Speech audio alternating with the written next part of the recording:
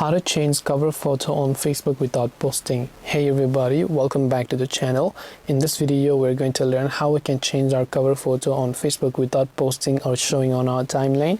So make sure to stick with me till the end. So if you want to change a cover photo but you don't want to notify anybody that you've changed the cover photo, which means without posting it, then tap on your profile picture from the top left to come to your profile page.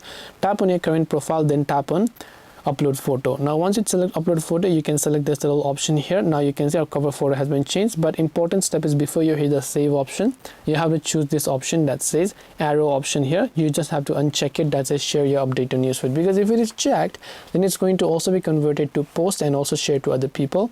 But if you don't want that, just uncheck this option and now hit the save option, and no one else will get notified that you have changed the cover photo. You can also choose an existing cover photo by tapping on choose cover photo option, selecting an existing profile that you've already chosen in the past. Then also you can also disable share your update to newsfeed option here, and then no one will be able to get notified that you've changed the cover photo. This way you'll be able to change cover photo on Facebook without posting. Hope this video was very helpful. If you have got any questions, feel free to leave them down below. Thank you for watching till the very end of this tutorial, and see you soon in the next video.